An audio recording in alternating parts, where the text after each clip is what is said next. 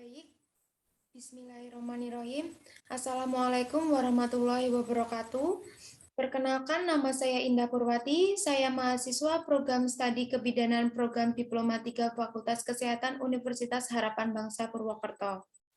Sebelumnya yang saya hormati, Ibu Arli selaku penguji 1 saya, Ibu Linda selaku penguji 2 saya, serta pembimbing 1 saya, dan Ibu Surtiningsih selaku penguji 3 saya, serta pembimbing 2 saya.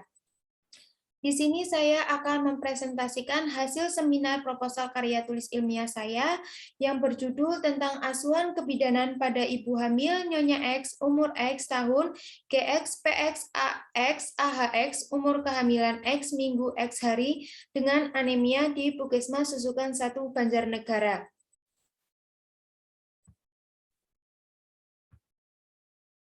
Yaitu terdiri dari bab 1 pendahuluan, yang pertama ada latar belakang, yang kedua ada rumusan masalah, yang ketiga ada tujuan penelitian, yang keempat ada manfaat penelitian.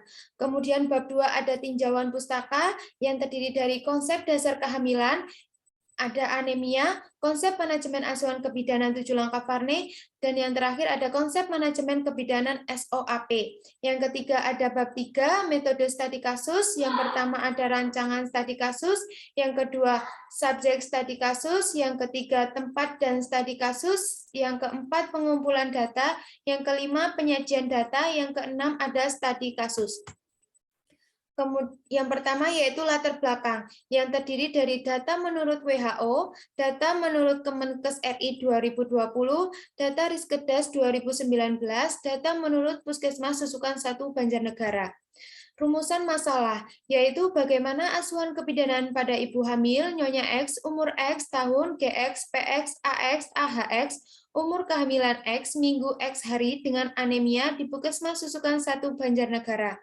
Kemudian ada tujuan, yaitu terdiri dari tujuan umum dan tujuan khusus. Kemudian ada manfaat, yaitu ada manfaat bagi ibu hamil, manfaat bagi Universitas Harapan Bangsa, yang ketiga ada manfaat bagi Puskesmas, dan yang terakhir ada manfaat bagi peneliti. Bab 2, tinjauan pustaka. Yang pertama ada konsep dasar kehamilan, yaitu terdiri dari pengertian kehamilan, klasifikasi usia kehamilan, perubahan fisiologis dan psikologis, kemudian ada gizi pada ibu hamil, dan yang terakhir ada kehamilan patologis. Kemudian ada anemia. Pengertian anemia, faktor-faktor yang mempengaruhi anemia ibu hamil, tanda dan gejala, patofisiologis anemia, pemeriksaan penunjang, komplikasi, penata laksanaan, kacang hijau, dan yang terakhir ada kewenangan bidan. Selanjutnya, konsep manajemen asuhan kebidanan 7 langkah Varney. Langkah yang pertama yaitu pengkajian data, langkah yang kedua interpretasi data, langkah yang ketiga yaitu identifikasi diagnosa atau masalah potensial, langkah keempat yaitu antisipasi tindakan segera, langkah kelima yaitu ada perencanaan, yang langkah keenam ada pelaksanaan, dan yang terakhir langkah ketujuh ada evaluasi. Kemudian konsep manajemen kebidanan. Subjek dari hasil anamnesa, objektif dari hasil pengkajian, asesmen, diagnosa masalah kebutuhan, identifikasi diagnosa potensial, dan antisipasi tindakan segera. Dan yang terakhir ada planning, mencatat seluruh pelaksanaan yang sudah dilakukan, dan evaluasi tindakan. Bab 3 yaitu ada metode studi kasus. Yang pertama ada rancangan studi kasus. Studi kasus ini dilakukan pada ibu hamil Nyonya X umur X tahun GX PX AX AHX umur kehamilan X minggu X hari dengan anemia di Puskesmas Susukan 1 Banjarnegara.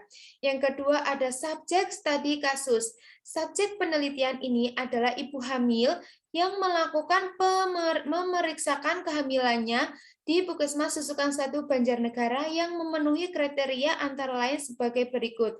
Yang pertama ada ibu hamil yang bersedia menjadi responden, yang kedua ada ibu hamil trimester 3 maksimal usia 35 minggu dengan anemia, yang ketiga ada ibu hamil yang tidak mengalami komplikasi berat lainnya seperti preeklamsi, diabetes mellitus, penyakit jantung, dan lain-lainnya. Kemudian ada tempat dan waktu studi kasus. Tempat studi kasus. Penelitian ini dilakukan di Puskesmas Susukan 1 Banjarnegara di ruang KIA. Waktu penyusunan. Penyusunan KTI ini dilaksanakan mulai bulan Oktober sampai bulan Juli 2022. Waktu pengambilan kasus. Pengambilan kasus ini dilakukan pada bulan Februari sampai bulan Maret tahun 2022. Pengumpulan data, yaitu ada data primer, data yang diperoleh secara langsung dari sumber asli atau pertama. Data yang dikumpulkan dengan cara melakukan wawancara langsung pada ibu hamil, bidan, suami, keluarga, responden, serta pemeriksaan fisik dan pemeriksaan penunjang, yaitu pemeriksaan HB dan memberikan asuhan komplementer.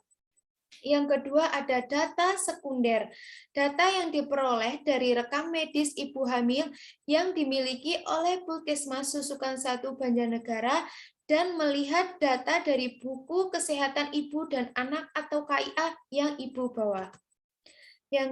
Kemudian penyajian data, yaitu terdiri dari anamnesa, pemeriksaan secara lengkap atau head to toe, dokumentasi, observasi, instrumen penelitian yang terdiri dari format askep ibu hamil, lembar persetujuan informed consent, leaflet, buku KIA, dan rekam medis pasien. Kemudian yang terakhir ada etika studi kasus, yaitu terdiri dari informed consent, anonymity tanpa nama, kemudian ada confidentiality kerahasiaan, patient safety keselamatan pasien. Sekian presentasi proposal karya tulis ilmiah saya, kurang lebihnya saya mohon maaf, saya akhiri. Wabillahi taufik wal hidayah, wassalamualaikum warahmatullahi wabarakatuh.